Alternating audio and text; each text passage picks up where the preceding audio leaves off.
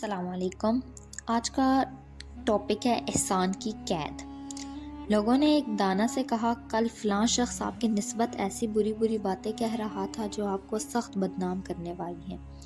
دانا نے فرمایا، تم لوگ تو اچھی طرح مجھ سے واقف ہو، کیا ان باتوں کے متعلق تمہیں یقین آ سکتا ہے کہ وہ درست ہیں؟ انہوں نے کہا، ہرگز نہیں، مگر جناب ہر شخص تو اتنا واقف نہیں کہ اس کے سچ جھوٹ میں تمیز کر سکے، بہتر ہے کہ اس کی زبان کو ادب کی لگام دی دیجئے۔ دانا نے جواب دیا، میں حاکم نہیں کہ سزا دے سکوں، بیکار نہیں کہ ناش کر کے سزا دلا سکوں، پس کوئی اور ہی تدبیر مناسب ہے۔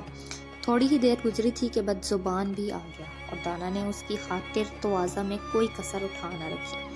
شربت پلوایا، پنکھا چلوایا اور اس کے خوش کرنے کی ایسی ایسی باتیں کی جن سے وہ نہایت خوش ہو کر واپس گیا۔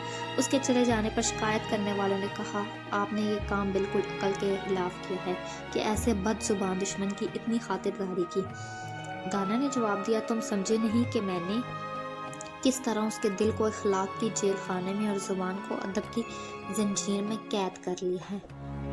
بس اب 2-4 ملاقاتوں میں یہ قید اور بھی سخت ہو جائے گی، جس کے بعد اسے میرے خلاف کہنے کی کبھی ہمت نہ رہے گی۔